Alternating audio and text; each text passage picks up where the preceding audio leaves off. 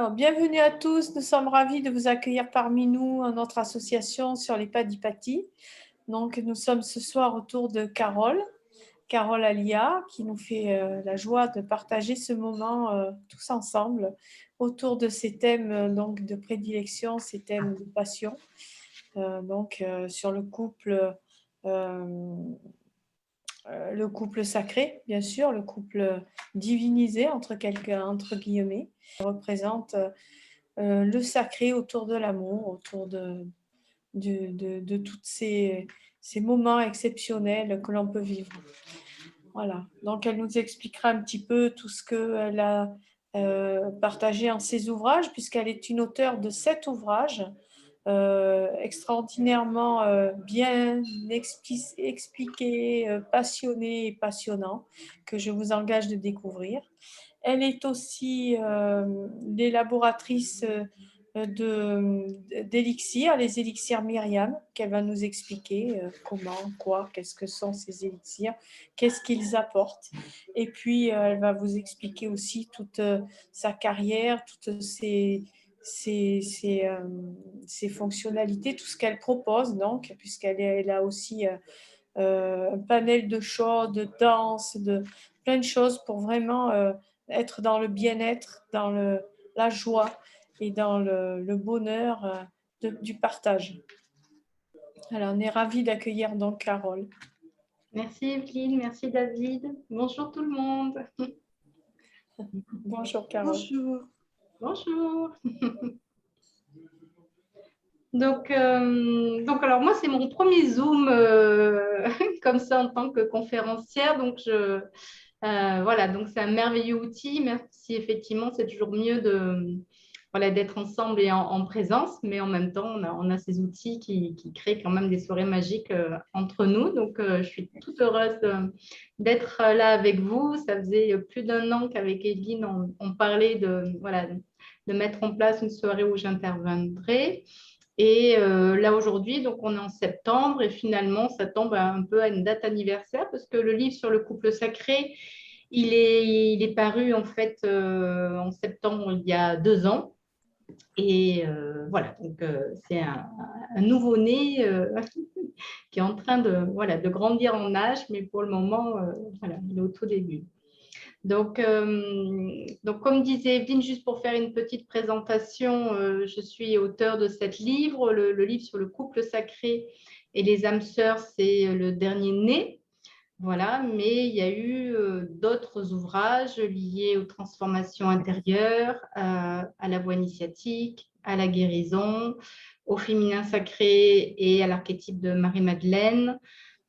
Des textes de méditation aussi sur toutes les dimensions de la vie pour avancer intérieurement, se relier, bien s'ancrer, voilà. Et un livre aussi sur des méditations pour signifier féminin, masculin, âme, ego, femme, homme, voilà. Donc, il y a plein d'outils en fait parce que les livres, ce sont avant tout des outils.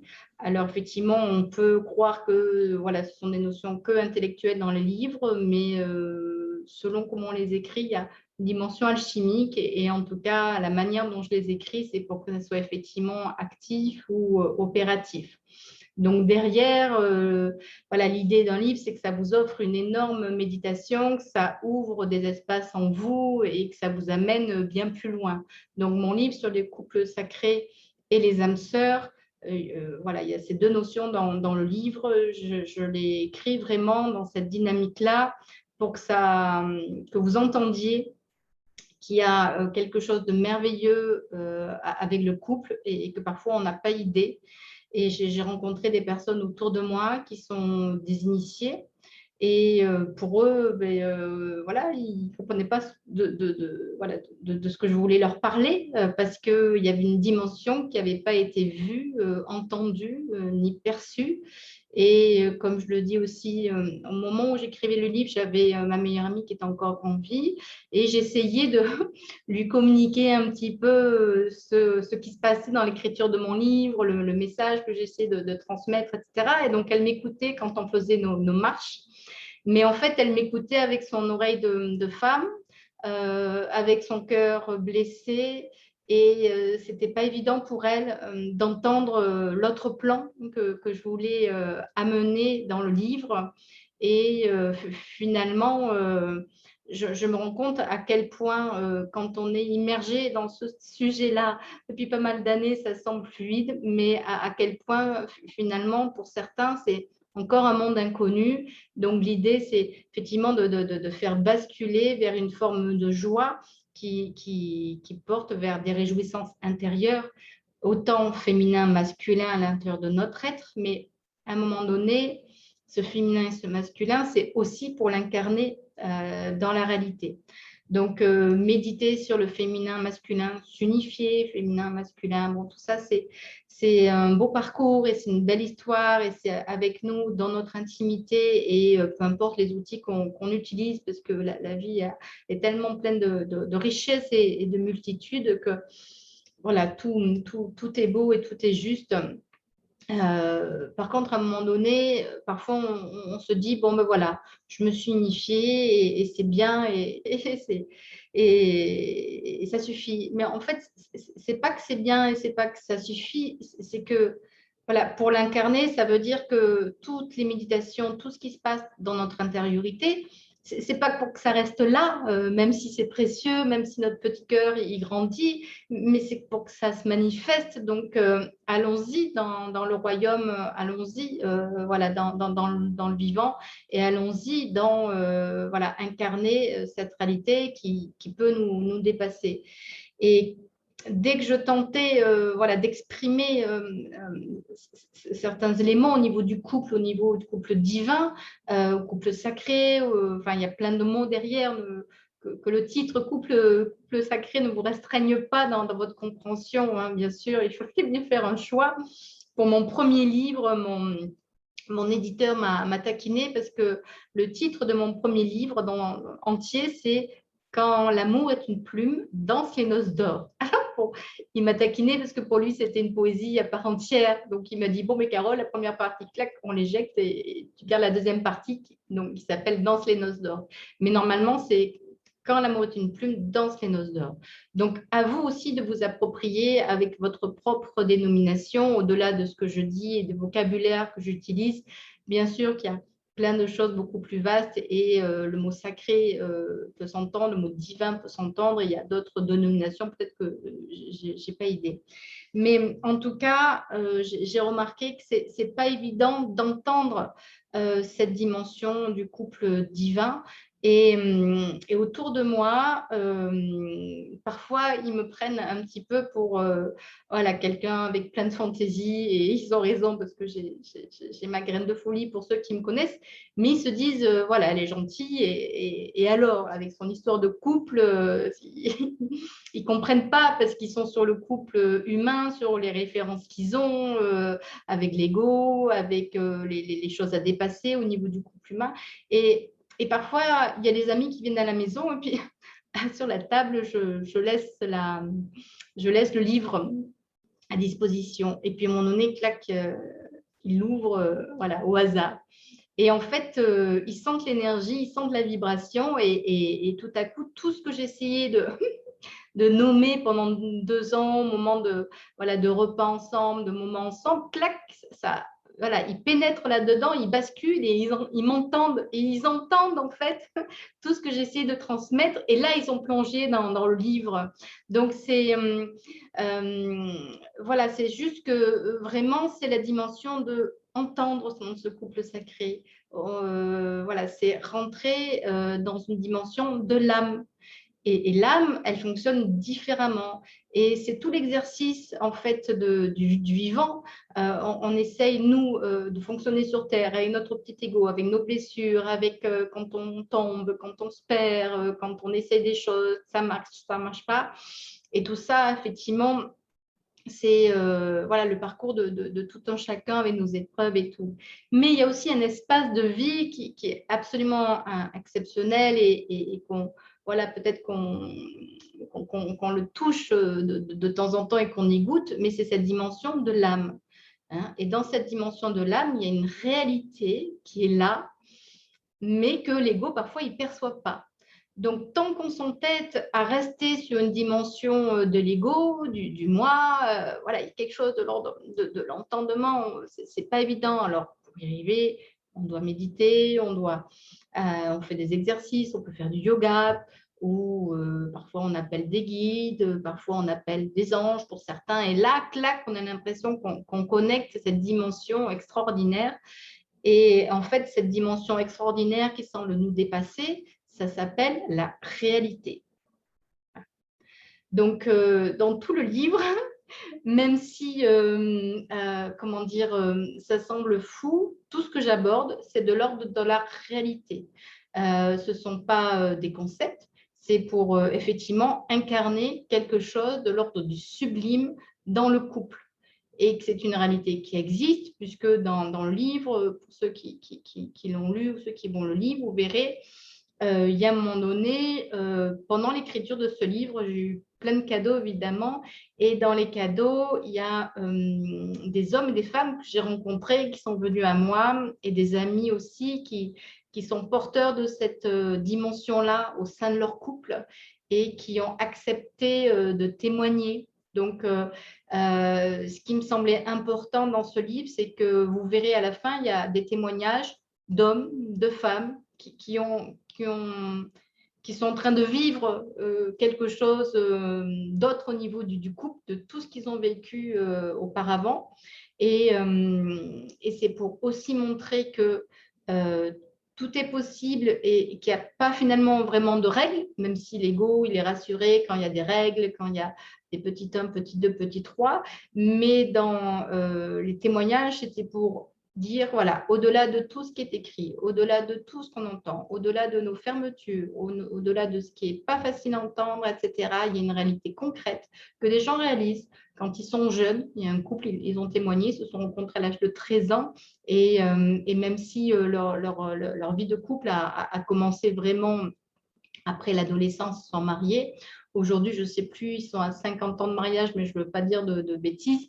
Et ils sont toujours ensemble depuis l'âge de 13 ans.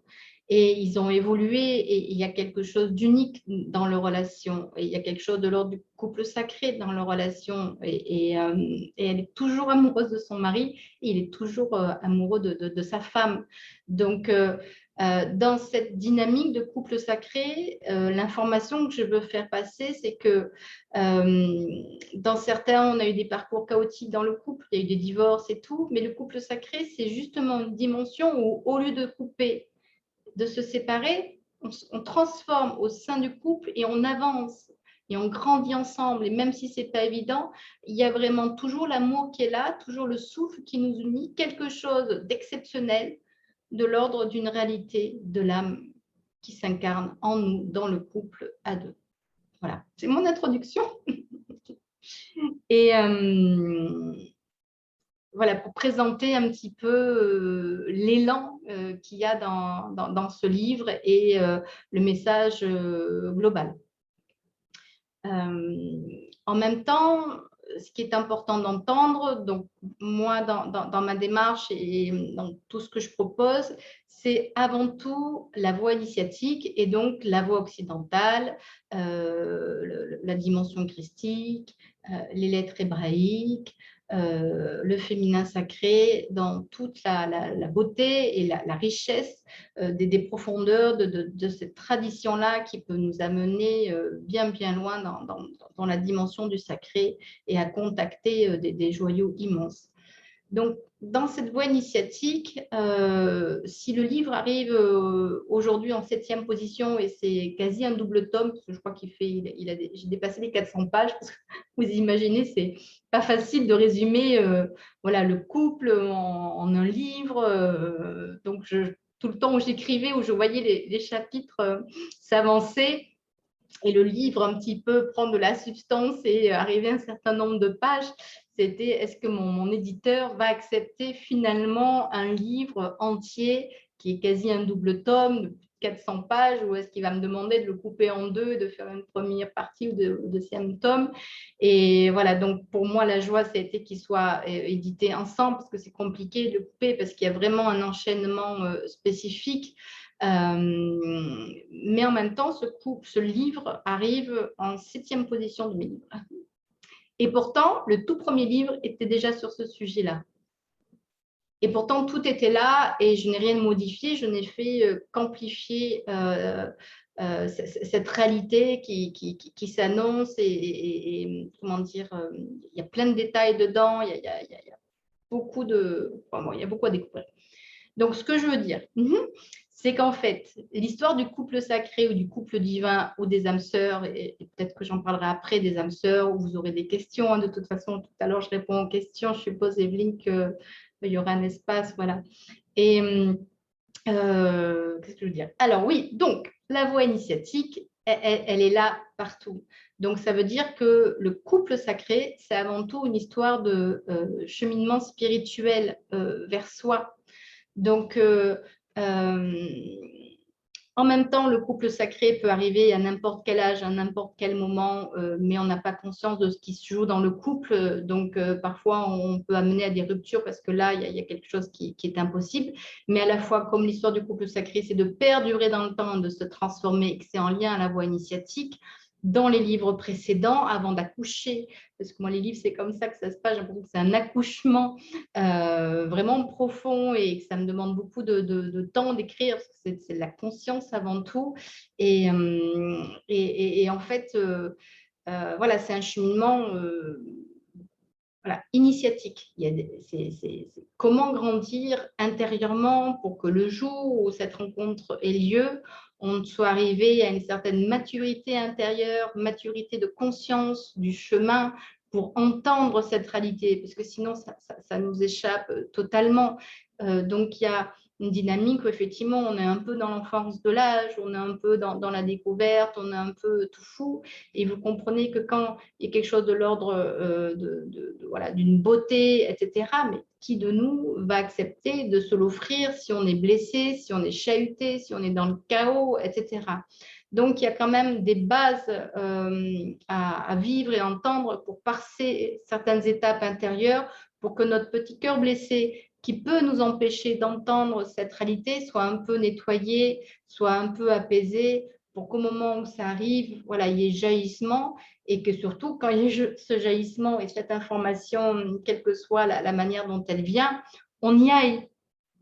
Parce que, voilà, autour de moi, dans les exemples aussi, ben, voilà, on a conscience de ça. Parfois, les gens viennent me poser des questions. Ils connaissent l'identité de leur autre, de leur masculin sacré, et c'est pas évident, et ils peuvent en souffrir. Parce que comment aller vers l'autre, comment s'unir, et il y a plein de choses qui tournent autour de ça. Alors, on sait tous que déjà, le couple, c'est pas évident en soi. Et là, on rajoute la dimension sacrée. Donc, on y rajoute la dimension de la lumière. Et l'une de plus grandes peurs, c'est l'amour et la lumière. Enfin, c'est évidemment, tout ça se rejoint.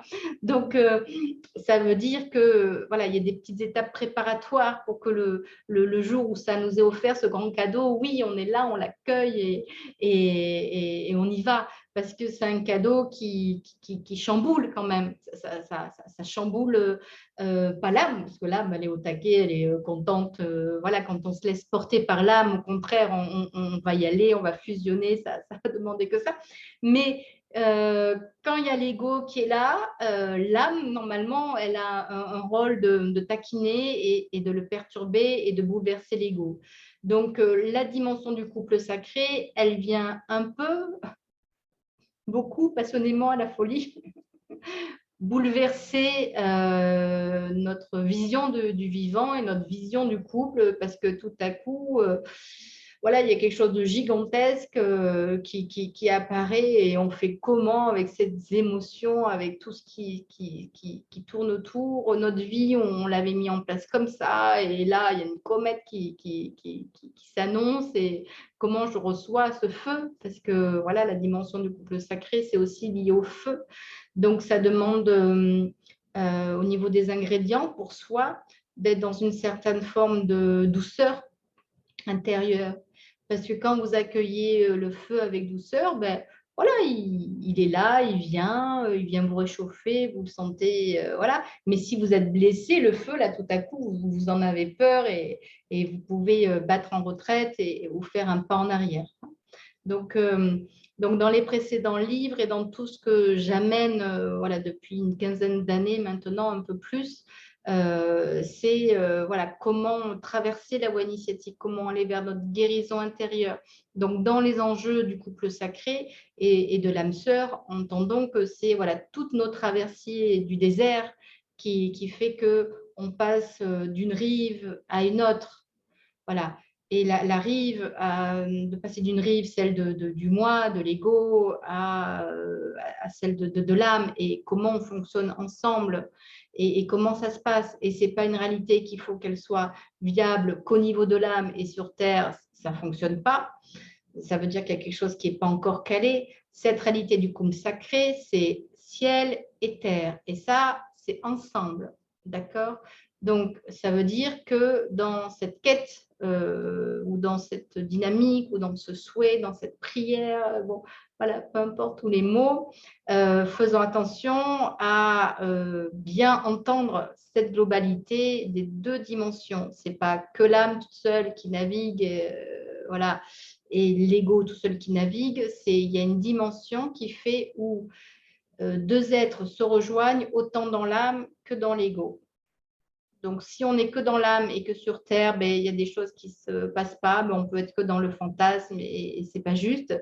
Si on n'est que sur la dimension de Terre, on peut rentrer voilà, dans des conflits et passer à côté de la beauté de l'âme. Donc, ça veut dire que c'est une beauté qui va voilà, nous dépasser et nous faire amener sur des plans de conscience autres que les couples que nous avons expérimentés. C'est pour ça que dans cette histoire de couple sacré, c'est d'abord une histoire de réel et c'est aussi une histoire de... alors, le mot m'échappe parce que j'ai 36 000 choses, je bouillonne à l'intérieur. Je vais essayer de retrouver l'information. Mais c'est une histoire voilà, de réalité, une histoire d'incarnation aussi.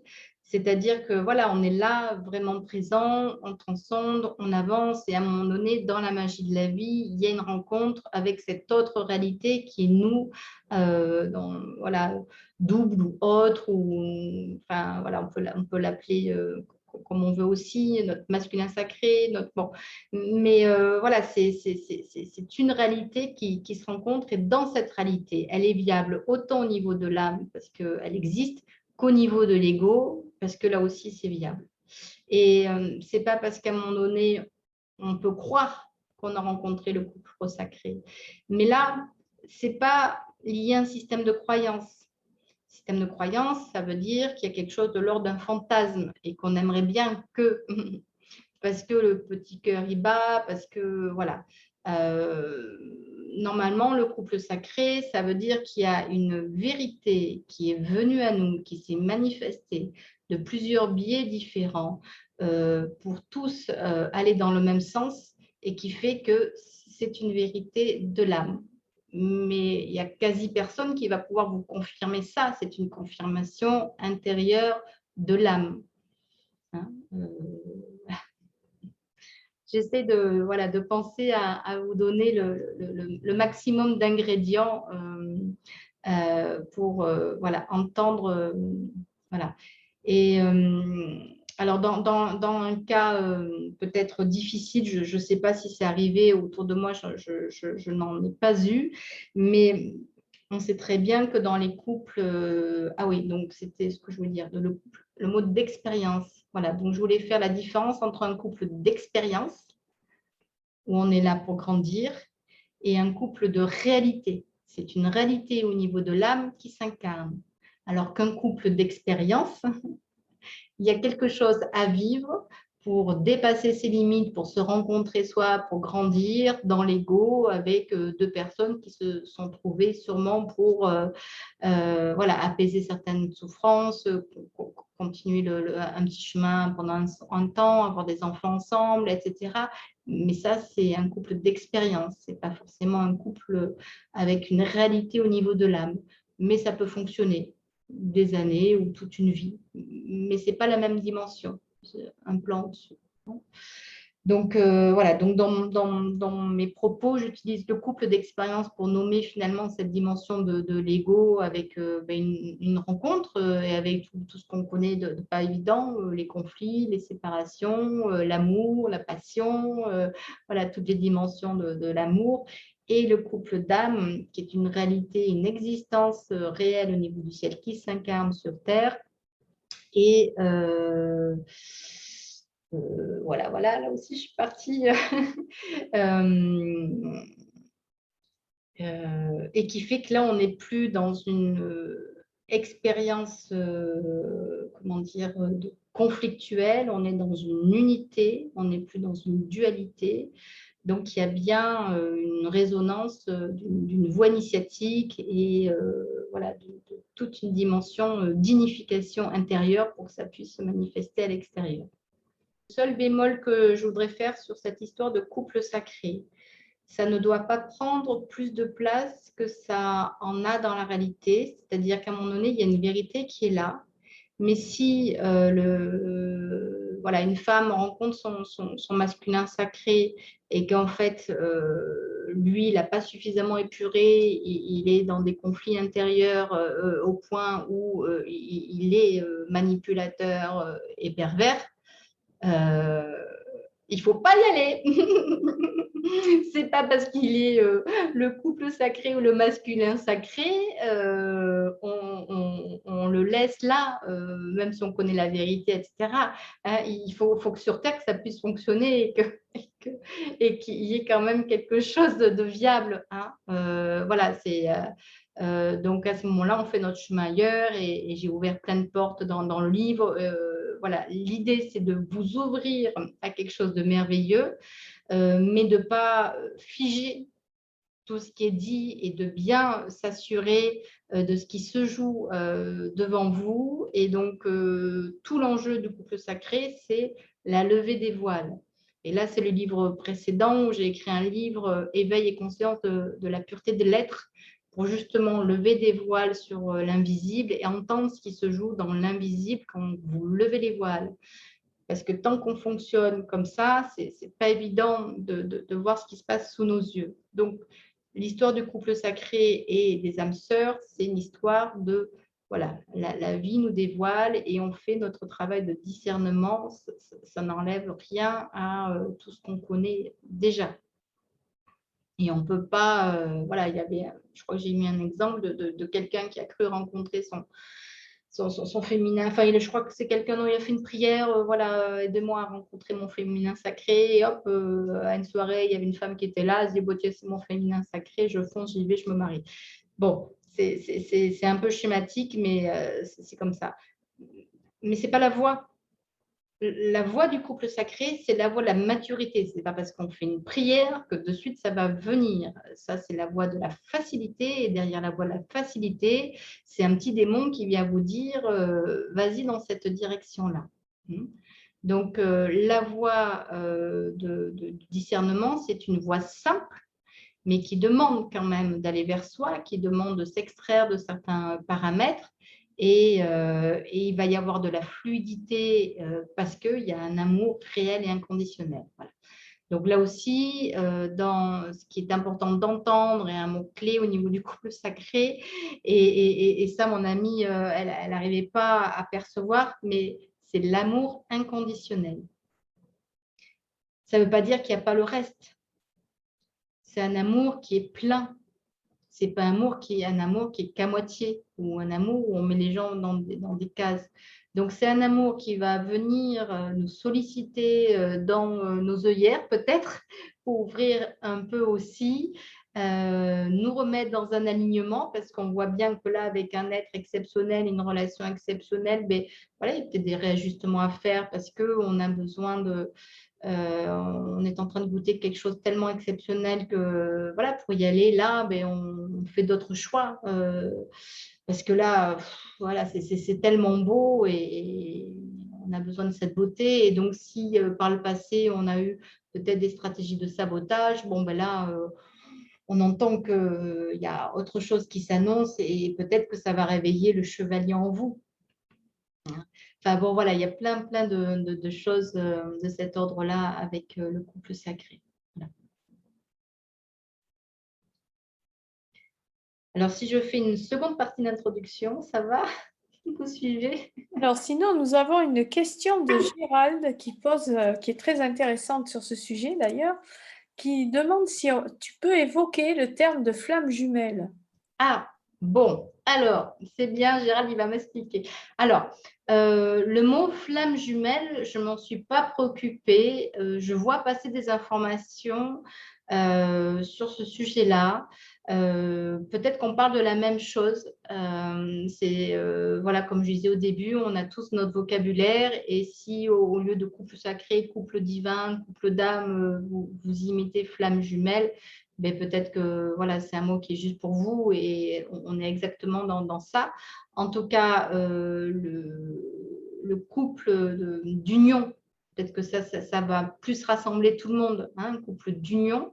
C'est ce couple où voilà, il y a l'âme qui est là, qui est précieuse, et on est deux êtres incarnés de cette même réalité. Voilà. C'est comme si on est un noyau divin, mais on est deux dans ce noyau divin, on n'est pas tout seul. Donc, on peut parler de couple dignité. Dans le livre, j'essaie de tout mettre à plat. Donc, parfois, il n'y a rien qui s'oppose et il n'y a rien qui soit vu autrement que par les yeux de l'âme. Mais il y a d'un côté, parce qu'il faut bien dire des choses pour clarifier et mettre à plat, mais donc il y a d'un côté un couple d'unité. Ça veut dire qu'effectivement, là, on grandit ensemble, on est à deux, on est avec la même âme, on est voilà, dans un élan merveilleux. Et en amont, ce qu'on a expérimenté, parce qu'on a tous passé par voilà, une jeunesse et l'expérience est riche, et, voilà, même s'il y a eu des petites peines de cœur. Voilà. Mais il y a un couple j'aime pas ce mot-là, mais un couple de division. Voilà, il faut bien nommer. Voilà, l'ego, lui, c'est compliqué, il fait des amalgames, il est maladroit, c'est un petit être sur terre, il patauge avec l'histoire voilà, du ciel, de la terre, de l'équilibre, du travail à gérer des enfants, etc. Donc, bon, voilà, lui, il fait des amalgames, donc c'est voilà, une dynamique de confusion. Et c'est pour ça que dans cette confusion, ben, à un moment donné, il a envie d'être en fusion avec un être extraordinaire ou avec un ange, voilà. Et puis de temps en temps, ça ne se passe pas bien avec quelqu'un, il y a eu un conflit, donc là, voilà, on se sépare, etc. Mais comment dire, avec le couple d'âme, le couple d'unité, comme c'est une réalité au niveau du ciel, ça procure au sein des deux êtres qui sont en conscience un état de paix à l'intérieur exceptionnel. Et j'ai l'impression que c'est cet état de paix, comme on le sent, parce qu'il y a la dimension de l'âme qui est là, qui est présente, c'est palpable normalement, et c'est tellement palpable que voilà, c'est voilà, un cadeau gigantesque voilà, qu'on sent partout et on ne peut plus aller dans les dérives d'avant, on ne peut plus aller dans la confusion d'hier. Voilà, tout ce qu'on peut mettre en place est qu'aller que dans cette dimension de beauté, se retrouver dans cet amour inconditionnel et qui normalement doit habiter tous les plans. C'est pour ça que le sous-titre, j'ai mis de l'amour inconditionnel, j'ai mis quoi aidez-moi, oui, de l'amour charnel à l'amour inconditionnel. Voilà, mais en fait, c'est dans les deux sens. C'est de la dimension de l'âme à la terre, donc effectivement de l'amour inconditionnel, mais en même temps, ça ne doit pas rester dans une notion extatique. Voilà, c'est bien pour s'incarner jusqu'en bas.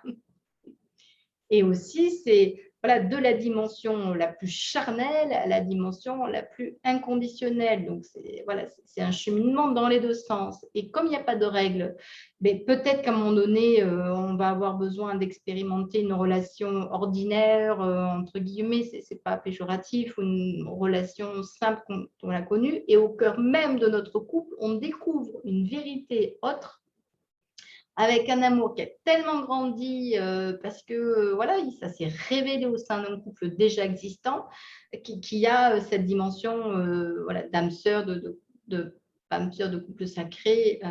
Voilà.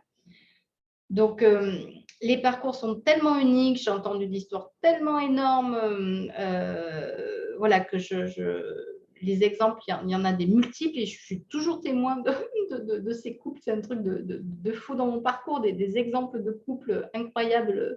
Voilà, j'en ai des tonnes et il y a une amie, notamment une grande amie, qui a rencontré son amoureux à l'âge de 73 ans et lui, il en avait 65 sur une petite confusion d'enregistrement audio, justement. Et en fait, il y a eu quelque chose à la rencontre parce qu'il y avait eu un bug technique sur un enregistrement avec une réunion de travail au téléphone. Quand elle s'est déplacée dans la région où ce monsieur habitait pour un rendez-vous professionnel, elle a proposé d'aller boire un thé chez lui, tout ça. Et en fait, il y a eu quelque chose tellement énorme au niveau corporel et que lui, en fait, il s'est rendu compte que finalement, il n'avait jamais connu l'amour. Et du coup, mais ça a chamboulé toute sa vie, mais il était prêt. Et puis, bon, à 65 ans, voilà, il est allé. Peut-être qu'à 40 ans, il aurait flippé, c'est quoi ce truc-là et voilà. Mais donc, j'étais chez elle et en fait, ça faisait 3 semaines, elle me racontait cette histoire, 3 semaines qu'ils venaient de se rencontrer et il aménageait chez elle. Donc, il changeait de région, il quittait sa compagne, il y allait. Il y allait. Mais combien d'entre nous, on s'arrête devant le seuil de la porte dans des textes sacrés, c'est avec le boiteux. Hein, donc, j'en ai parlé ça dans mes enseignements, c'est en Israël. Et le boiteux, qu'est-ce qui se passe? Hein, donc, il est boiteux de naissance. Alors, c'est nous tous, hein, parce que c'est compliqué d'être debout, de ne pas tomber. Voilà. Donc, le boiteux, il est debout. Voilà. Pardon. Il est sur le seuil de la porte, sur le seuil du temple. Et je ne sais plus si c'est Pierre ou si c'est Paul. Enfin, voilà, je crois que c'est Pierre et Paul qui lui tendent la main. Ils disent, mais qu'est-ce que tu fais? Viens dans le temple. Mais non, regardez, je suis malade, je suis boiteux. Voilà, et puis, mais si, mais viens. Et donc, le boiteux, il passe le seuil. Et puis, il chante, il danse. Et je dis, mais non, mais c'est fou, quoi. Cet homme, ça fait depuis la naissance qu'il est boiteux. Comment ça se fait qu'il peut danser? Mais c'est nous. C'est nous. Pourquoi on s'arrête sur le seuil? Donc, allons-y, n'attendons pas 65 ans, mais voilà, en même temps, c'est comme ça pour eux. Et d'autres couples dans les exemples, ça a été plus tôt, mais c'est un appel du feu aussi, ce couple sacré. Donc, ça demande, est-ce que j'assume finalement le feu divin en moi? Oh, bon, donc, comme je ne suis pas là non plus pour me brûler les ailes, parce qu'on peut se brûler dans un couple ordinaire ou un couple de division dans l'ego. Donc, l'ego, il a peur de se blesser, de se brûler, parce qu'il a encore les blessures qui peuvent être là présentes. Donc, c'est pour ça qu'il y a quand même besoin d'un peu de guérison, de mettre un baume au cœur. Sinon, il va confondre le feu du vin avec une brûlure qui peut se faire, alors qu'en fait, c'est un plongeon à réaliser, quoi. Et surtout, voilà, allons-y et dépassons le seuil de la porte, franchissons ce mouvement de basculement, mais derrière, voilà, c'est un joyau, quoi. En tout cas, c'est une réalité qui existe et que plusieurs êtres vivent voilà, pleinement. Hein. Et après, dans le titre du livre, donc, alors, voilà, j'essaie parce qu'il y a la lumière, voilà. Ah. Dans le titre du livre, donc, il y a âme sœur, voilà. Donc, là encore, pour moi, c'était une donnée importante et ça n'a pas été évident d'écrire voilà, ces 400 pages pour entendre la différence. Les âmes sœurs, on en a tous plus ou moins une idée. Depuis petit, Bob, super, elle est mon âme sœur, des amis entre nous, ce sont nos âmes sœurs, donc ça peut être homme-homme, femme-homme, voilà, il n'y a pas de dimension ni sexuelle, ni charnelle, mais voilà, il y a une dimension d'amour, comme si on s'était toujours rencontrés, et voilà. Et parfois, quand on prend la direction du couple sacré, ou voilà, on peut rencontrer des êtres avec lesquels on peut former un couple, et il y a tellement d'harmonie qu'on peut prendre pour le couple sacré. Et là, je mettrai encore un petit bémol, c'est-à-dire que pour aller vers le couple sacré, ça demande aussi quand même un mouvement de purification. Et parfois, dans ce qu'on appelle âme sœur, donc c'est pour moi un couple qui a le goût du couple sacré, qui semble être déjà tellement mieux que les autres couples précédents que nous avons incarnés ou expérimentés, qu'on a l'impression peut-être d'être dans le couple sacré. Et parfois, il faut vraiment être prudent, demander le discernement, la levée des voiles, etc. Parce que l'histoire d'âme sœur, c'est peut-être des mémoires de quelque chose qui a été vécu, voilà, qui a été fort et tout, mais il faut pousser plus loin. Couple sacré, c'est une seule vérité. Voilà. Âme sœur, vous pouvez en rencontrer plusieurs. Et normalement, les histoires d'âme sœur, parfois, elles ne durent pas trop longtemps parce qu'elles ne sont pas là pour durer. Et, et en fait, voilà, soyons prudents parce qu'on doit quand même épurer. Donc, en même temps, on se rapproche de la magie. C'est ça quand on rencontre une âme sœur. Voilà. On se rapproche de la magie, mais en même temps, ça semble y être, mais ce n'est pas tout à fait ça. Voilà. Mais il y a quand même quelque chose d'extraordinaire. Et voilà, c'est déjà un encouragement. Et puis, on a besoin de le vivre. On a besoin voilà, sûrement d'épurer quelque chose. Mais si il y a une relation comme ça qui s'installe et que le cycle devient court et qu'on peut être très, très triste parce qu'il y avait une telle harmonie, c'était incroyable, ne soyez pas peinés. Voilà, il y a une crainte de pas être arrivé au couple sacré parce que déjà, il n'y a pas d'arrivée, il n'y a pas de départ. Et en même temps, voilà, sachant qu'il y a des relations, elles sont faites pour être courtes. C'était que de l'épuration. Voilà. Donc, ça demande aussi voilà, d'avoir certains ingrédients pour pas se culpabiliser si on a été maladroit ou si ça n'a pas été plus loin et qu'on aimerait plus parce que voilà. Et c'est très intense ces relations-là d'âme sœur. Voilà. Et elles sont aussi dans la sensualité, dans le côté charnel, et il y a une dimension d'amour inconditionnel. Voilà. Mais ce n'est pas tout à fait ça. Donc, voilà, c'est pas évident parce qu'en fait, c'est un peu 3 stades différents entre le couple d'expérimentation, les âmes sœurs où il y a quand même la sexualité, c'est pas que de l'amitié, mais c'est des mémoires qui peuvent se réveiller, et la dimension du couple sacré. Dans la dimension du couple sacré, un autre mot que je peux ajouter, c'est la dimension de l'éternité. Donc, pour certains, c'est un mot qui, waouh, super, comme le désert. Le désert, c'est je respire. Et pour certains, le désert, ça va faire flipper l'éternité. Non, mais moi, je ne veux pas être avec cette personne pour l'éternité. Mais je parle encore une fois au niveau de l'âme. Donc, normalement, voilà, c'est supposé être voilà, merveilleux au-delà de tout, quoi. Hein. Donc, ce mot-là, si vous pouvez l'embrasser, le mot éternité, vous verrez que voilà, il y a quelque chose d'exceptionnel et juste, voilà, c'est le divin, quoi. C'est le divin. Ouais, également Sylvie Boucher de Vitré, que l'on salue, à qui on fait Coucou, aussi, qui a posé une question: quand notre chemin intérieur se fait, est-ce un signe du couple sacré? quand notre chemin intérieur se fait, est-ce que c'est un signe du couple sacré?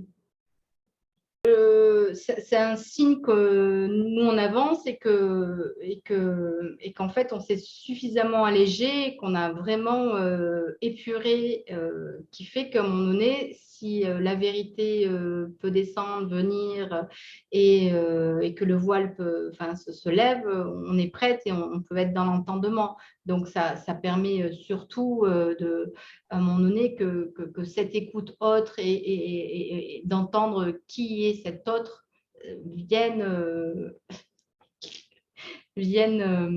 à vous. Donc, en fait, c'est d'abord à ce moment-là un cadeau que vous faites Enfin, voilà, Sylvie, c'est un cadeau que tu te fais et que chacun de nous se fait. C'est d'abord ça. Enfin, voilà, c'est le rayonnement qui nous offre à un moment donné que voilà, les voiles s'allègent, qu'on voit mieux la réalité et que la souffrance ou les blessures ne viennent plus endommager notre vision intérieure. Donc, effectivement, on trouve une clé par notre propre chemin qui fait que ben, à tout moment, finalement, ça peut se dévoiler puisque tout ce qui est histoire de l'âme, couple sacré ou âme sœur, c'est une histoire de réalité. C'est une histoire de réalité et de vérité et qu'en fait, cette vérité, à tout moment, elle nous est offerte. C'est juste qu'on ne la capte pas. Donc, plus on va avancer vers soi, plus finalement, il y a moins de distance entre la réalité et l'incarnation et ce qu'on en perçoit. Voilà, donc, voilà, ça veut dire que là, on peut se mettre en disponibilité pour entendre voilà, euh, qui est cet autre, quoi. Ces couples sacrés, pourquoi avoir choisi ce thème? Pourquoi avoir abordé cette thématique particulière? Est-ce que tu as eu... Enfin, qu'est-ce qui s'est passé pour avoir choisi d'aborder ce thème en particulier? En fait, donc c'est un thème que j'ai abordé quasi dans, pas tous mes livres, mais dans plusieurs en tout cas. C'est quelque chose qui s'est amené à moi il y a pas mal d'années et qui s'est imposé. C'est à un moment donné voilà, un sujet qui est pas ni prémédité, ni recherché. Hein, c'est venu, ça s'est imposé et effectivement, ça a demandé de plonger dans les profondeurs, de voir qu'est-ce qui se joue, de voir toutes les ramifications, d'entendre, voilà, de parcourir mon chemin. Et dans ce qui est donné là dans le livre, c'est toutes les clés que, à mon niveau, avec mon parcours de femme et toutes les transformations intérieures de ce que je peux vous retranscrire. Alors, en même temps, je ne peux pas me limiter qu'à moi et un parcours. Donc, dans la retranscription, c'est agrémenté de tout ce qui est venu au moment du livre qui peut vous aider à avancer dans la symbolique, à entendre et à diffuser ce message. Parce qu'on est voilà, des milliards d'êtres individus sur Terre et il y a la manière d'en parler qui va faire écho pour Gérald, une autre manière d'en parler qui va faire écho à Alexandra, parce que chacun on est sur notre voie, etc. Donc le livre c'est voulu assez ample dans plusieurs manières et plusieurs portes d'accès pour véhiculer ce message.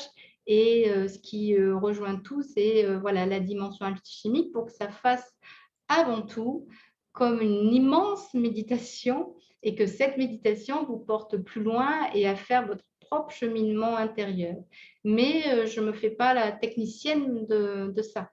Voilà, c'est pas ça qui me semble important, c'est le message qui à un moment donné soit vu, entendu, intégré et que vous, ça vous libère, ça vous voilà, les voiles, que vous avanciez en conscience et que peut-être voilà, d'autres vont percevoir d'autres éléments voilà, et qu'on est tous là en train de s'enrichir. Donc, c'est pas que une expérience unique et c'est pour ça qu'il y a eu d'autres personnes que j'ai rencontrées, d'autres personnes qui viennent me voir pour ce sujet-là, parce qu'il y a eu voilà, des blessures ou des incompréhensions à un moment donné quand elles-mêmes ont fait une rencontre voilà, magnifique et de savoir comment l'aborder. Donc, c'était aussi voilà, la retranscription de tout un parcours avec tous ces êtres qui sont venus là. Voilà. Voilà, le constat que c'est quand même pas évident que voilà, les relations de couple simple, c'est pas évident, mais cette dimension de couple sacré, de couple divin, ça semble contradictoire, mais c'est à la fois merveilleux et à la fois ça peut sembler voilà, très, très, très douloureux et ça fait partie voilà, d'une autre manière d'aborder la guérison. Et enfin voilà, donc il y a vraiment quelque chose qui est là, présent depuis tellement d'années. Et après, peut-être que si vous ne l'avez pas lu, ben, soit vous avez envie d'y plonger et puis peut-être qu'il y aura des éléments pour vous, des clés. Voilà, l'idée, c'était vraiment que ça soit une immense méditation et que chaque chapitre offre un volet de réflexion pour aller un peu plus loin en profondeur. Il y a à un moment donné un chapitre qui aussi ajuste par rapport à comment ça s'appelle il y a des années, il y a un monsieur qui était venu me poser une question et qui m'avait dit bon, mais moi, il y a deux personnes autour de moi, deux femmes, avec une dimension très dangereuse d'une des dames, et il ne savait pas comment s'en dépatouiller, et il voulait vivre l'éveil. Mais voilà, donc du coup, c'était juste comment le remettre sur ben, aller vers l'éveil, c'est pas en ne faisant pas notre part de libération et en conservant une situation indélicate sur le moment que l'éveil va arriver comme ça du ciel telle une grâce. C'est parce que nous, on va aller dans la matière, qu'on va aller se libérer, qu'on va s'aligner, qu'on prend des décisions, qu'on s'ajuste, qu'il y a un discernement qui fait qu'à un moment donné, la magie vient sur le chemin. Et parfois, on a une confusion de la manière de l'aborder. Donc, dans le livre, par exemple, j'ai mis des contes initiatiques, des petits films initiatiques pour que vous puissiez lire, entendre, voir et que les images soient aussi parlantes et que vous entendiez le message qui est véhiculé parce qu'à un moment donné, vous voyez le film qui va avec et que, clac, vous découvrez la symbolique et que ça s'ancre et que ça vient provoquer en vous voilà, une alchimie et que votre méditation soit encore plus pleine et que votre méditation elle soit surtout voilà, dans un bel alignement parce qu'on sait très bien que c'est voilà, assez rapide où on peut finalement partir de droite et de gauche voilà, et hop, on se recentre et on va vers là et hop, et on revient. Et petit à petit, là, on avance vraiment dans une belle verticalité. Quoi. Voilà. Si je peux résumer. Très bien. Alors, on a une autre question de Gérald. La reconnaissance de ce couple divin se fait-elle au même moment pour les deux âmes? Pas forcément. Voilà. Donc, là aussi, tout est possible, Gérald. Donc, il y a un moment donné un point magique où les deux ensemble, ah, c'est moi, c'est toi, et voilà. Et peut-être que dans plein de films, c'est comme ça. Mais dans la réalité, voilà, il y a un couple qui a témoigné d'ailleurs dans le livre. Donc, lui, il explique qu'à un moment donné, il a vu une femme avec laquelle il travaillait ensemble dans le centre de formation et il a eu voilà, une information intérieure d'un alignement que, enfin, je vais mal reformuler parce que c'est moi lui et je ne suis pas bien avec ça, mais voilà, il a reconnu cette femme de l'intérieur, voilà, on va dire ça comme ça, il a reconnu cette femme de l'intérieur, voilà, de son côté à elle. Ben, c'était le super pote, le super copain, un homme adorable qu'elle ne trouvait pas forcément beau, enfin voilà, plein de choses derrière, mais ils rient ensemble et pour elle c'était voilà, l'ami du rire, l'ami de la joie et ça n'allait pas plus que là, il n'y avait ni attirance ni rien et voilà, et il y a eu voilà, 2 ans qui se sont passés avant qu'elle de son côté, elle le reconnaisse aussi, voilà. Mais pendant 2 ans, ben, lui, il n'a pas cherché à forcer non plus. Il a respecté son chemin. Voilà, je crois qu'à un moment donné, il a émis l'espoir qu'elle le reconnaisse et qu'elle se rende compte qui il est. Et puis, comme ça n'a pas fonctionné, et puis je crois qu'elle elle venait pas au rendez-vous qu'il lui proposait. Enfin, pour elle, c'était juste un pote qui lui proposait une soirée. Donc, bon, ben, si de temps en temps elle se désistait, elle n'y voyait pas de. Enfin, voilà, ça posait pas de souci. Alors que lui, voilà, derrière, il y avait un espoir qu'il se passe autre chose et qu'il y ait une révélation, surtout qui se manifeste. Et donc, il y a eu d'autres histoires de cœur pour lui, avec d'autres femmes. Voilà, il explique que ça lui a permis de grandir et tout. Et à un moment donné, il y a la magie qui est arrivée, où elle s'est libérée d'une relation qui ne lui convenait pas. Et juste après qu'elle se soit elle-même libérée de cette relation, elle a eu voilà, une vision intérieure sur le fait qu'elle devait retrouver son fameux super pote rigolo, pas joli, avec lequel elle rigolait bien. Et donc, elle a appelé, elle a dit, bah, tiens, je viens. Donc, sur le moment, habitué, lui, à recevoir beaucoup de désistements de sa part et finalement, elle ne venait jamais. Il s'est dit, oui, c'est ça, tu viens. Je crois qu'il ne croyait plus, puis on n'était plus là. Et puis finalement, voilà, il y a eu quelque chose qui s'est passé, une belle magie, voilà, ni programmée, inattendue, et une révélation pour elle au moment où ils se sont retrouvés, où elle s'est retrouvée face à cette amie, quoi. Donc, est-ce qu'il y a est-ce qu'il y a un lien au fait qu'elle se soit vraiment libérée et que quand on se libère, ben voilà, le voile aussi euh, permet, enfin, le voile s'étant libéré, ça permet de voir mieux euh, quelque chose d'autre et donc une vraie reconnaissance de l'autre, dans qui il est, dans cette vérité ou dans ce lien avec elle. Voilà, bon, c'est partie du mystère aussi, quoi. En tout cas, c'est magique et le plus dur, c'est les attentes. Bon. Quand il n'y en a qu'un qui sait, voilà. Bon, et après, c'est surtout une invitation à toujours aller dans les profondeurs parce que celui qui ne sait pas ou qui ne croit peut-être pas savoir, bon, peut-être qu'il capte des choses, mais c'est passé comme ça en légèreté et peut-être que ceux qui ont la conscience de ce qui se passe, d'un lien, de quelque chose d'incroyable, ça demande peut-être voilà, d'aller dans une autre forme de communication plus profonde. Enfin bon, voilà.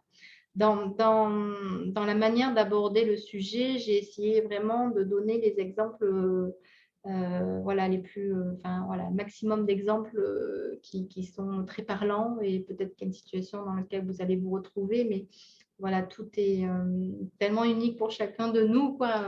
Donc, peu importe ce qui est écrit, peu importe ce que vous croyez, voilà, l'idée c'est on se libère et puis finalement la magie va sûrement agir, quoi. Mais c'est voilà, c'est un magnifique processus vers soi qui nous amène vers le divin, quoi.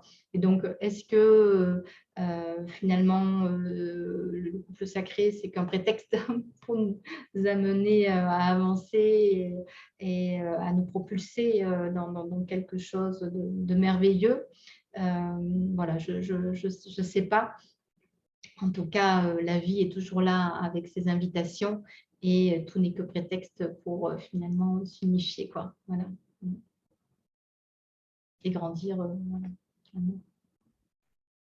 Alors, on a une question également de Eric. La question était, est-ce que lorsque je me sens centré face à un être, quand je ressens cette présence à moi que je n'ai pas en permanence, on va dire, c'est symptomatique d'une relation d'âme, qu'elle soit âme sœur, âme jumelle ou autre, hein, mais une relation d'âme. Alors, j'ai envie de dire, est-ce que ce que tu viens de nommer, ça suffit à considérer que l'être avec laquelle je suis, c'est mon féminin sacré? Est-ce que c'est un peu ça la question aussi? Est-ce que ce qui se passe là à ce moment-là, c'est en soi l'élément ultime qui permet de déterminer Ouais, est-ce que c'est un symptôme, ouais, justement, de cette relation si particulière? Alors, peut-être qu'à ce moment-là, ça peut être une information qui va te demander d'aller un peu plus loin. C'est comme si c'est peut-être un élément déclencheur de quelque chose qui est juste et qui est vrai. Mais peut-être qu'il va falloir essayer de voir s'il y a d'autres éléments qui sont… Parce que si tu me poses la question, c'est-à-dire que tu n'es pas sûr, qu'il y a un doute, tu as besoin que je valide ou que tu as besoin qu'on en parle, tu as besoin que ça soit nommé. Mais l'idée, c'est qu'à un moment donné, ça disparaisse même, que tu n'aies pas cette question-là. Donc, est-ce que ce sentiment et cet espace qui se crée, c'est un élément déterminant et le fait qu'il est là, ça suffit à dire que oui, c'est ça qui se joue, ou est-ce que c'est un élément pour aller plus loin intérieurement, qu'est-ce qui se joue quand tu n'es pas avec elle, voilà. Je voudrais pas figer en fait des impressions et que cette impression soit collée à un précepte. Enfin voilà, c'est juste de la prudence et une invitation vraiment à entendre encore plus loin pour qu'à un moment donné, il n'y ait même plus cette question, pour toi en tout cas, qui soit là. Ok, merci. Alors moi j'en ai une, donc je reprends le micro. Peut-on dire que la réussite d'un couple sacré fusionnel sache s'adapter à une évolution dans le temps, une évolution maîtrisée? Est-ce qu'ils arrivent à évoluer dans leur amour et concrétiser quelque chose d'encore plus beau? Alors, une évolution maîtrisée, bon, le mot maîtrisé, je ne suis pas super fan, tu vois, quand on aborde tout ce qui est lié à l'âme, puisque justement, c'est de se laisser porter par quelque chose voilà, de tellement merveilleux que… Bon. Par contre, effectivement, cette dimension du couple sacré, il y a un état de paix qui est là à l'intérieur. Ce qui fait que ce qui peut créer leur socle, c'est cet état-là. C'est quelque chose qui est là en eux, qu'ils sentent et qui n'était pas vu ni ressenti précédemment. Et donc, je sais pas, il y a quelque chose qui est tellement là, tellement bon, tu vois qu'effectivement, ça permet à chacun des deux voilà, de grandir, d'avancer, que s'il y a un conflit, peut-être qui vient, bon, il y en aura toujours, enfin, ça fait pas qu'on est différents et qu'on est des anges et qu'il n'y a plus de colère, il n'y a plus rien. Mais en fait, il y a juste quelque chose de l'ordre d'une transformation possible, entendable, qu'on peut avoir peut-être dans un échange et que comme il y a quelque chose d'autre qui est là, qui unit vraiment et qui est présent, ben, effectivement, on peut passer les âges et on peut évoluer ensemble, quoi. Et qu'en fait, de cycle en cycle, on se retrouve et hop, voilà, il y a quelque chose… ça y est, de l'ordre de la transcendance. Voilà, c'est le mot que je cherchais. Et cette transcendance, elle est là au sein du couple. Voilà. Et c'est parce qu'il y a cette transcendance, parce qu'il y a un état de paix qui est là, que la transcendance est possible et que la transformation se fait et qu'il y a une évolution, effectivement, pour avancer ensemble, quoi. Mais c'est, voilà, beaucoup de communication. Enfin, après, c'est comme, enfin, voilà, il y a… Mais voilà, il y a un petit goût, un petit goût merveilleux en arrière-fond et ça, voilà, ça ne peut que amener vers des réconciliations. Là, puis si à un moment donné, pouf, on sera juste, voilà. Donc normalement, en tout cas, peut-être que là, ce que j'explique, vous l'avez déjà goûté et connu dans des relations d'âme-sœur, entre copines, entre amis, et qu'à un moment donné, vous voyez bien quand il y a un truc de folie. Finalement, on se dit des choses et puis c'est pas grave et puis on s'embrasse et voilà. Bon, donc ça fait partie voilà, de la beauté, de la magie de la vie, quoi. Mais en tout cas, quand la transcendance s'invite, évidemment, on peut avancer. Hein, voilà. Et quand il y a pas de transcendance, ben, c'est là où parfois on est obligé de couper. C'est pour ça qu'il y a des divorces, des séparations, parce qu'on n'a pas réussi à finalement voilà, avancer plus loin. Puis c'était un cycle qui était comme ça et qui a permis de voir certaines limites. Et bon, voilà, tout est juste et tout se complète, quoi. Y a-t-il des codes ou des clés ou des conseils qu'est-ce que tu pourrais conseiller à un couple pour pouvoir transcender ou aller vers quelque chose d'encore plus merveilleux? Alors, transcender dans le couple. C'est un peu complexe. Ce que j'observe, c'est vraiment de la manière dont on s'exprime à l'autre. Ce qui n'est pas évident, c'est arriver de s'exprimer, comment dire, en ayant un peu pris de recul sur une blessure qui s'est manifestée pour voilà, déposer quelque chose qui n'a pas été évident, où on ne s'est pas compris, etc. Plutôt de faire une conversation où on envoie des pics parce qu'on a été blessé et qu'on s'en dépatouille pas d'une certaine blessure. Et donc, parfois, on peut renvoyer à l'autre, non, mais en fait, tu m'as blessé, quoi.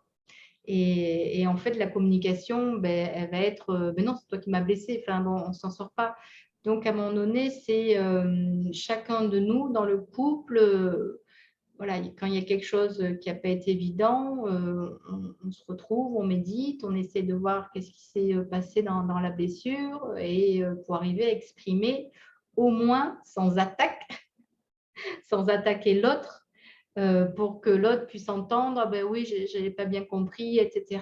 Voilà, donc ça veut dire qu'il y a quand même un petit effort à réaliser de changer, nous aussi, de regard sur ce qui s'est passé, parce que même si on a été blessé et on a envie d'envoyer un scud, il y a d'autres manières de communiquer et d'autres manières de fonctionner pour qu'il y ait un entendement réciproque, qu'il y ait un véritable échange et qu'il y ait une réconciliation qui se manifeste. Sinon, le couple ne peut aller que de blessure en blessure. Je ne sais pas si tu entends la différence, mais voilà, il y a une manière de parler pour voilà, inviter à ce qu'on puisse vraiment s'entendre mutuellement et entendre le respect, entendre que sans minimiser que notre amoureuse ou notre conjoint a été blessé et voilà, au lieu de dire mais non, c'était pas voilà. Mais s'il y a eu quelque chose, il y a quelque chose qui a besoin d'être vu et voilà, donc c'est une attitude plus voilà, de changement de paradigme aussi dans la manière d'aborder l'autre. Hein. Et il y a eu un exemple où voilà, ben, on demande à l'autre de faire la lessive et on s'énerve parce qu'il ne fait pas la lessive comme nous, etc. Mais ce qui n'est pas évident dans le couple et ce qui a besoin d'être vu, c'est que c'est se connaître soi et se connaître l'autre. Donc, déjà, là, ça allégerait le conflit, c'est-à-dire que, bon, ben, l'autre, il y en a un qui va avoir besoin de faire la machine tous les jours et c'est son rythme, et puis l'autre, il va avoir un autre rythme, mais ce n'est pas pour ça qu'il ne va pas le faire. C'est juste qu'on lui doit lui laisser un peu plus d'espace-temps. Donc, il y a aussi une gestion du temps au niveau du couple pour voilà, respecter les rythmes de chacun. Et peut-être que si on se sent respecté dans le rythme et qu'on comprend, c'est pas qu'on ne veut pas le faire, et qu'on est un gamin, etc., et qu'on refuse ou qu'on est de rebelle, c'est juste que ben, nous, voilà, c'est plus fun si on le fait à tel moment. Et voilà. Donc, c'est vraiment comment on fonctionne ensemble et est-ce qu'on accepte d'apprendre à se connaître ou on est uniquement dans envoyer des attaques sur ce qui ne va pas. Voilà. Et là, bon, on est dans un discours plus ou moins stérile, quoi. Est-ce que tu peux nous aborder aussi les couples sacrés de l'histoire, comme tu as su les évoquer dans tes livres précédents? Pour Marie-Madeleine, même si j'ai fait voilà, un sujet sur le livre, je ne suis pas allée dans cette dimension-là, en fait. Pour Marie-Madeleine, j'en ai parlé en termes de conscience et du chemin que nous sommes invités à prendre pour aller voilà, dans cette dimension-là et pour s'accomplir en tant que femme et en tant qu'homme. Mais dans la dimension, en tout cas dans le baiser, à un moment donné, elle reçoit un baiser. Pour moi, ce que j'entends, c'est qu'elle reçoit aussi le souffle. Donc, c'est vrai que c'était plus un élan en termes de conscience que de mettre Marie-Madeleine en introduction. Ça s'appelle du sujet du couple sacré, mais ce n'était pas pour parler de son couple à elle, voilà, c'était pour lancer la conscience, en fait, du divin, de ce qui est, des retournements, des guérisons, la voie initiatique, voilà. Donc, c'est plus comme un tremplin, une conscience, quoi. Ouais. Au niveau historique, c'est peut-être toi plutôt, Evelyne, qui pourrait nous donner des éléments. Ça, c'est ton dada à toi, tu vois. Donc, voilà, moi, je suis... voilà. Oui. Et sinon, sur tes élixirs, parle-nous de tes élixirs Myriam. Alors, les élixirs Myriam. Bon. Alors, bon, c'est donc il y a 10 élixirs qui sont en correspondance avec ce qu'on appelle la voie initiatique. Annick de Souzenel en parle 10 fois mieux que moi. Et elle en parle notamment dans un de ses livres, comment elle appelle, Les 10 plaies de l'âme, c'est ça, l'Égypte intérieure ou les 10 plaies de l'âme. Voilà.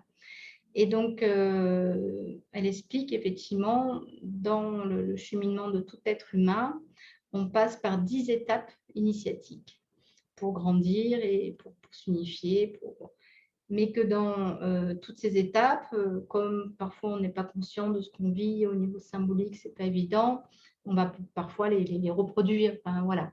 Mais en fait, en tout et pour tout, il n'y en a qu'une dizaine. Voilà.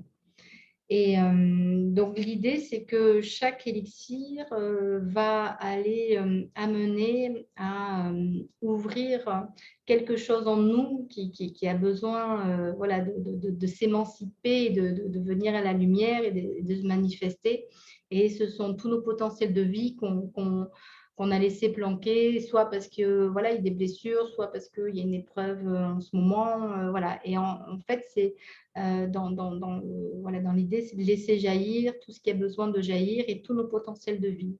Et au fur et à mesure qu'on avance vers soi et qu'on arrive à dépasser certaines épreuves, à guérir, à transcender, etc., mais on va s'apercevoir que, hop, il y a quelque chose de l'ordre de la vie qui se réveille en nous, un potentiel qui émerge, qui est juste là, quoi, enfin, qu'on n'avait pas conscience, ou un état de paix, ou un état d'être comme on en connaît.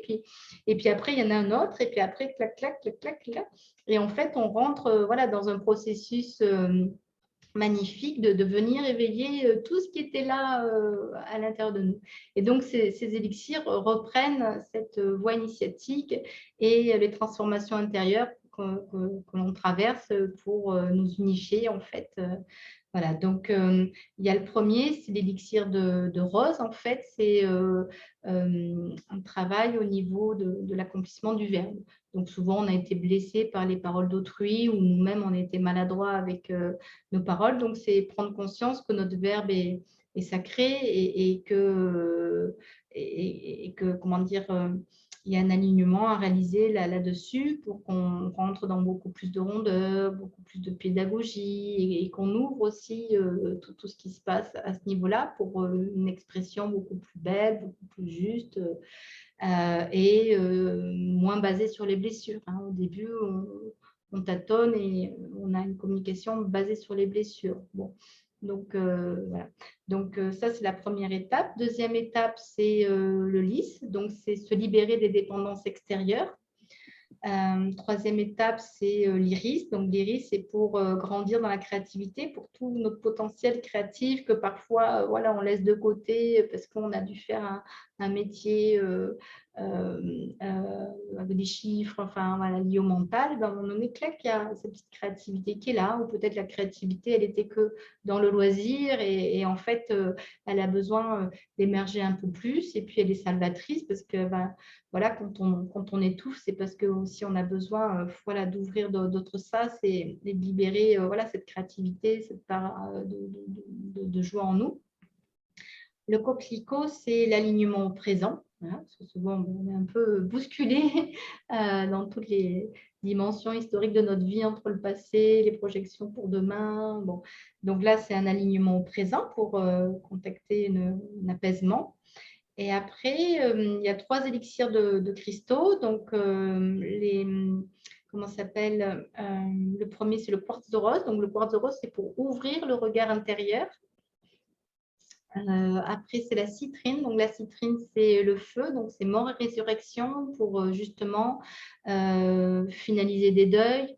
Et parfois, voilà, un deuil, tant qu'il n'est pas totalement finalisé, ce n'est pas évident de passer à notre cycle et de pouvoir bien avancer avec les yeux grands ouverts. Donc, ça permet de finaliser le deuil et voilà, de grandir. Après, il y a le cristal. Donc, le cristal, c'est la voix intérieure, c'est se reconnecter à la dimension la plus pure pour justement entendre plus facilement toutes les autres dimensions de nous-mêmes que citait Alexandra. Et après, il y a 3 essences d'arbres. Et les essences d'arbres, donc il y en a un, c'est la myrrhe. C'est la myrrhe, c'est l'alignement, l'incorruptibilité, la droiture, se libérer des fausses lumières, ce qu'on a pris pour lumière et que c'était un peu une dimension opaque. Voilà. L'avant-dernier, c'est le laurier. Donc, le laurier, c'est pour bien voilà, être dans une confiance et d'une plus de foi pour voilà, nous renforcer. Parce que parfois, il y a des épreuves où en fait, on ne voit rien se matérialiser. Tout semble sombre, on ne voit pas de porte de sortie, on n'arrive pas à méditer. Et en fait, il y a quelque chose au niveau du processus qui se passe vraiment dans les profondeurs de notre être, dans nos entrailles. Et c'est normal qu'on ne voie rien. Mais nous, on a besoin de voir. Et tant qu'on ne voit pas, ben, on n'est pas rassuré. Donc là, vraiment, on a besoin de se renforcer au niveau de la foi. Et après, le dernier, c'est le cèdre. Donc, le cèdre, c'est pour réconcilier des petites parties de nous quand il y a soit du déni sur certains aspects de nous-mêmes ou voilà, des petites choses qui ont besoin d'être réconciliées. Donc, le cèdre, c'est pour voilà, unifier soit une partie de nous-mêmes, soit nous unifier totalement et voilà, bon, et devenir un magnifique arbre qui va traverser tout. Voilà. Donc, en même temps, il n'y a pas d'ordre, mais voilà, il y a cette lignée-là au niveau de la voie initiatique. Donc, ne serait-ce que ça peut vous aider à entendre en fait les différents passages que l'on traverse qui sont là juste pour libérer un peu plus et nous amener vers plus d'ouverture, plus de douceur, plus de conscience, moins de réactivité, tout ça. Donc, voilà, c'est que des cadeaux. Et pour chaque élixir, c'est un petit flacon de 10 millilitres. Hein, ça se présente comme les fleurs de Bach.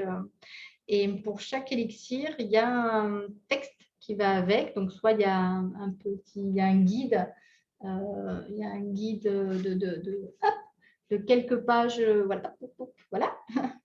Et voilà, et hop, et à l'intérieur, il y a des petites prières, des petits textes de méditation pour que, en tout cas, entre Gérald, je crois qu'il s'en va. Merci Gérald. À bientôt Gérald, peut-être à Bordeaux. Bonsoir, Laurent. Voilà. Et qu'en fait, les textes de méditation, c'est donc on prend l'élixir, c'est bien. Et il y en a certains qui vont être tellement sensibles, qui vont sentir la vibration et ça va leur suffire et tout. Mais tout le monde n'en est pas là. Donc, en lisant la prière ou la méditation, c'est pour que le mental entende le mouvement qui est en train de se passer à l'intérieur de nous. Et comme ça, il y a une association en fait avec notre corps et la conscience et pour voilà, qu'on puisse vraiment cheminer avec une belle méditation et que l'élixir, c'est aussi un prétexte, entre guillemets, pour voilà, aller dans les profondeurs d'une belle méditation, voilà, pour s'harmoniser, etc. et s'offrir un peu de douceur. Enfin, voilà, c'est une version cocooning pour soi. Voilà, ça prend que quelques minutes. Très intéressant. Voilà, donc est-ce que j'ai un flacon là? Donc là, voilà, il y a un petit flacon. Voilà, alors, on voit pas à la lumière, voilà, hop, Myriam. Et voilà, et le petit guide qui va avec, les prières. Et j'ai fait des petits, comment ça s'appelle, voilà, hop, j'ai fait des petites cartes postales. Comme ça me permet d'en offrir dans certains colis quand j'ai des commandes de 2 bouquins, par exemple. Suivez mon regard. Voilà, donc comme ça, voilà, c'est juste, c'est la même chose, mais comme ça, vous pouvez… parce qu'en fait, il y a des lecteurs qui me disent que voilà, ils sont à Paris et dans le métro, voilà, le matin, ils prennent le livre et ils l'ont avec. Bon, ben là, comme ça, ils pourront prendre juste la carte postale dans la poche et voilà, et avec l'élixir et lequel ils cheminent pendant un petit peu de temps, ils auront la méditation dans une jolie carte postale. Voilà. Alors, bon, j'ai une autre question. Que peut-on dire d'une relation passionnelle qui peut très bien flamber très vite et s'arrêter aussi rapidement? Ben, c'est pas évident, une relation passionnelle, de basculer dans le quotidien. Donc, peut-être que les deux, finalement, ben, il y a quelque chose qui se joue de très fort, d'indomptable, un peu voilà, comme des chevaux. Voilà. Parce qu'il y a besoin de vivre cette intensité-là. Et puis après, voilà, ça s'arrête, ou il n'y a plus de l'énergie qui est là. Et puis, il y avait besoin de contacter que, voilà, il y a quelque chose comment dire, que la dimension passionnelle ne peut pas non plus aller très loin. Donc, bon, c'est compliqué sur les généralités d'exposer des choses, mais voilà, la dimension passionnelle, ça veut dire que soit à un moment donné, on bascule dans autre chose parce qu'on voit bien que ça peut trop vite brûler ou ça peut trop vite nous dépasser, mais pas dans l'équilibre. C'est ça, en fait, le côté passionnel. Parfois, il y a un manque d'équilibre, alors que dans le couple sacré, il y a quelque chose profondément qui est en équilibre en nous, qui se joue. Hein. Donc voilà, passion, la fougue, ben, voilà, c'est sympa, c'est peut-être à vivre, ça a réveillé les sens et on avait peut-être besoin de ça. Mais après, ça ne va pas plus loin, parfois dans la matière. Bon, voilà. Ou le couple bascule dans autre chose, dans une amitié profonde, après, qui ait vécu ça, ou une autre forme de couple, et puis l'amour germe de ça se déploie, ou chacun des deux la laisse se déployer, ils apaisent un peu la fougue et ils se rendent compte qu'au-delà de ce feu de la fougue, il y a une belle douceur qui est là et qu'on a envie finalement de toucher peut-être avec un peu plus de délicatesse, un peu plus de douceur. Voilà. Tu peux nous parler aussi de tes activités? Alors, les activités. Donc, parfois, les gens, les lecteurs, ils ont besoin, comme vous, de poser des questions, mais au lieu que ce soit en groupe, c'est en individuel. Donc, on prend rendez-vous, on m'appelle. C'est voilà, soit on vient me voir à Bordeaux quand on est sur Bordeaux, ou quand je suis en conférence ailleurs, ou voilà, par visio ou téléphone. Voilà, donc des questions sur toutes les dimensions de la vie. Voilà. Bon. Et après, il y a les élixirs, évidemment. Et après, il y a les rencontres aussi, où on a un petit groupe. Et pendant le week-end, il y a un thème qui est abordé. Dans ce week-end, il y a toujours une partie danse. Danse libre, c'est avant tout du mouvement. Il n'y a rien qui est imposé. Par contre, il y a quelque chose qui est impulsé avec des musiques, des chants qui vont être en lien avec le thème choisi pour le week-end, et qui va créer en nous, en chacun de nous, une dimension alchimique. Et l'idée derrière, c'est que chacun va contacter ce qui est juste pour lui, et que ça ne vienne pas de l'extérieur, ça ne vienne pas d'un enseignement, ça ne vienne pas de, comment ça s'appelle, de commentaires, voilà, ça ne vient pas de l'extérieur. Et donc, c'est avant tout une danse où on est tous ensemble, mais en même temps, chacun la vit comme il entend. Et pendant 2-3 heures, il va y avoir voilà, plein de choses qui vont être traversées, parce qu'il y a plusieurs musiques qui semblent rien avoir les unes avec les autres. Et en fait, on va découvrir qu'au fur et à mesure de ces quelques heures de danse et de mouvement libre, il y a une suite, voilà, un ordre exceptionnel qui se joue et qu'il y a quelque chose qui s'est allégé, quelque chose qui a été vu et qu'en tout cas, voilà, on a pu être là, présent à soi. Enfin bon, voilà, il y a plein de choses qui se jouent pendant ces espaces de danse et de mouvement et musical aussi. Et après, il y a voilà, le lendemain ou en suivant, ben, on continue ensemble avec une méditation. Et c'est comme si pendant le week-end, je raconte une histoire et il y a le petit déroulé de l'histoire qui a commencé en amont avec la danse, mais là, voilà, c'est dans l'intimité de chacun. Et je déroule une petite histoire et puis, voilà, il y a des méditations, une petite histoire, un texte sacré par-ci, par-là, une autre histoire, quelqu'un qui intervient et puis tout ça, on crée ensemble un week-end et à la fin du week-end, voilà, soit il y a une guérison, il y a une libération qui s'est déroulée, voilà, quelque chose qui s'est allégé, un alignement qui s'est mis en place ou une vision, voilà, quelque chose de plus juste qui permet de mieux voir voilà, ce qu'on a besoin, nous, de mettre en œuvre dans notre vie.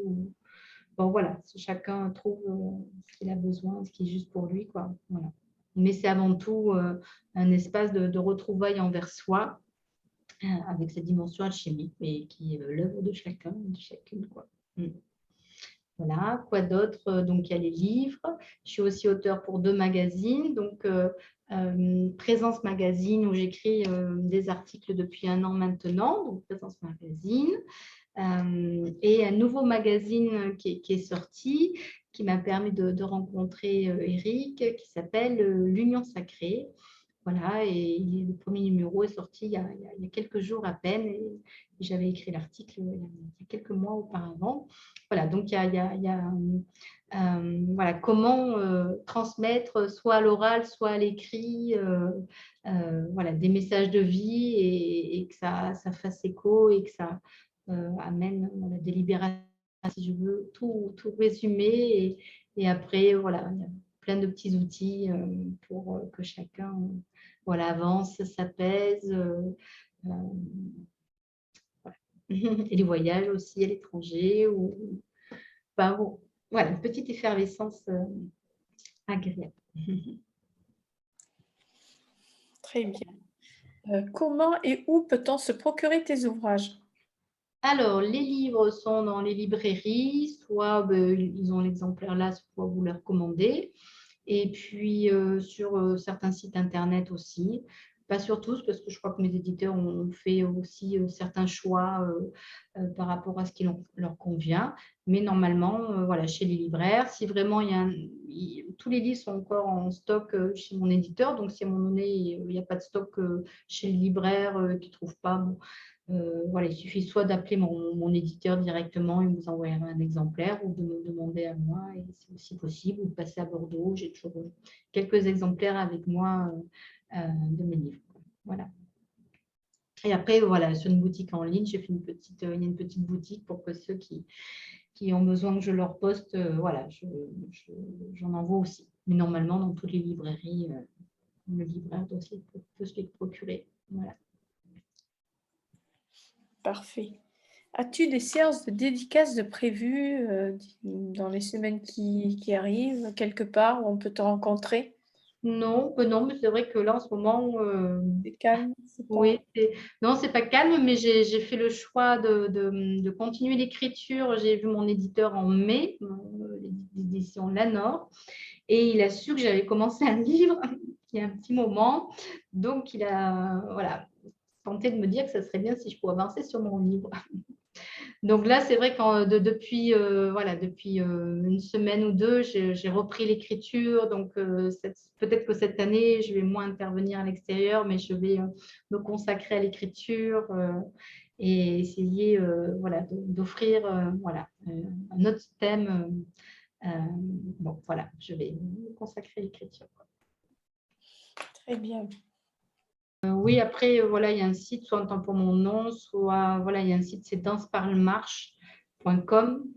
Et en fait, Danse Parle Marche, c'était voilà, des mots qui étaient dans un de mes poèmes.